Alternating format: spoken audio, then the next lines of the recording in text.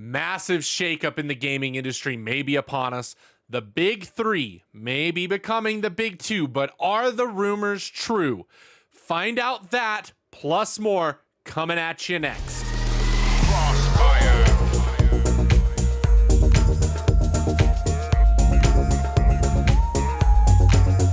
What's up, everyone, and welcome to Crossfire News, where we cover the latest in gaming and nerdy news. I'm your host, Russ Dornish, and we are back after a long hiatus to reevaluate what we wanted to do with this show and our YouTube channel as a whole. We have decided to bring back Crossfire News.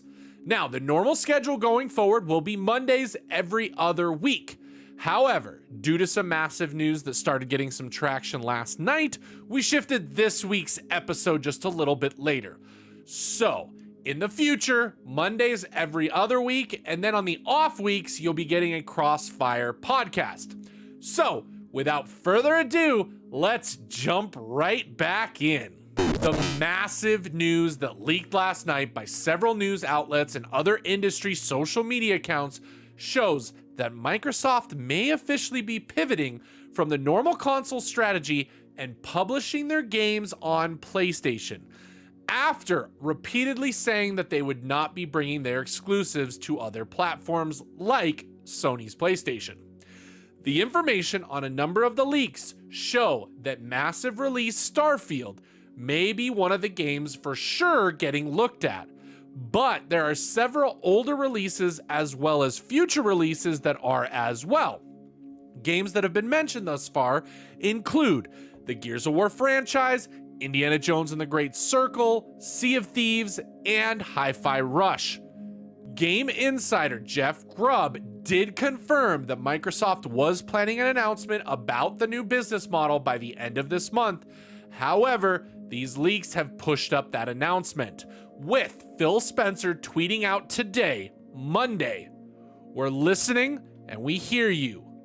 We've been planning a business update event for next week where we look forward to sharing more details with you about our vision for the future of Xbox. Stay tuned." With this piece of information and Phil Spencer not directly denying the rumors that have been circulating all weekend, many Xbox fans and gamers alike seem to see the writing on the wall that this information may actually be true. This could signal the end of the traditional console model for Microsoft in the future and a possible shift to third-party and Game Pass provider. If you were following along the lawsuit over the acquisition of Activision Blizzard last year, there was mention in emails about possibly pivoting to this model if a threshold of revenue and sales weren't hit for Xbox consoles. With Xbox lagging behind both the Nintendo Switch and PlayStation 5, and with the well-documented case that Game Pass is still not profitable for Microsoft and would need a lot more subscribers to actually become profitable, it seems like this massive shakeup is coming. What this fully means, though, we don't know yet, and again, these are just rumors.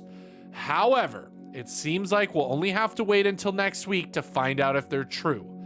If they are in fact true and Microsoft is going to be releasing its games on PlayStation and other consoles and systems, then my guess is we could be seeing the end of the Xbox product hardware itself and a movement into an ability to give Game Pass to every platform possible and be a third-party developer rather than a hardware maker.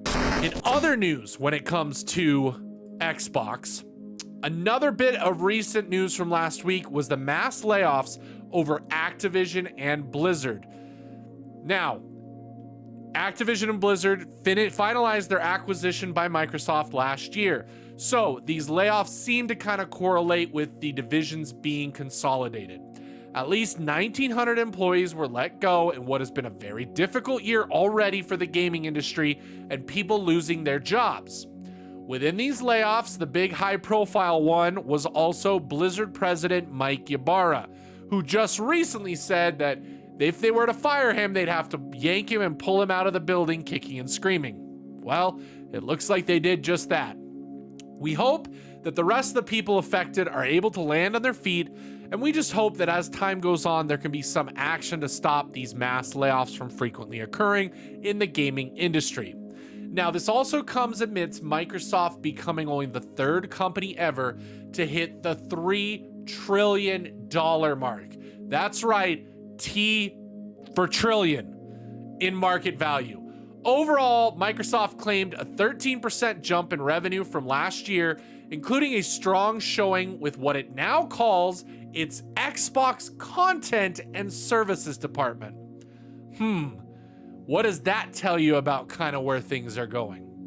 Now, with Microsoft doing well financially and the Content and Services department of Xbox actually doing quite well, it makes sense why we might see the pivot from Microsoft. So, with all that information out there and the rumors swirling around, what are your thoughts on the potential idea that Microsoft may be shifting to more of a software-only company when it comes to gaming versus a hardware manufacturer? For me, I see both negatives and positives. The positives, I get to play Xbox games on my PlayStation. Great. The negatives, we do lose some competition in the market space, and that might cause some issues going forward, as we see that when companies have less things to push them, they usually are much less inclined to innovate like they have before. We'll find out soon enough. In other gaming news, Sony held a state of play last week that included a number of new game announcements and expanded trailers and gameplay for upcoming games. The big hitters of the 45-minute show included an extended look at Rise of Ronin, which will hit PS5 this March, or next month.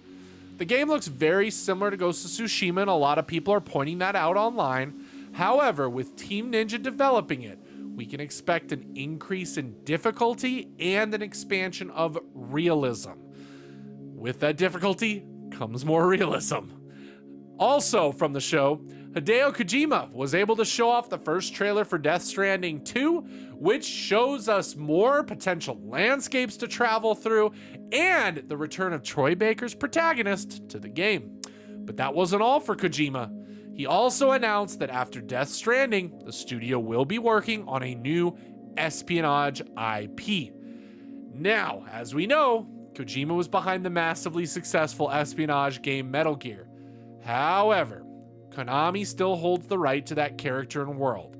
So, this is not a Kojima pushing through a Metal Gear game.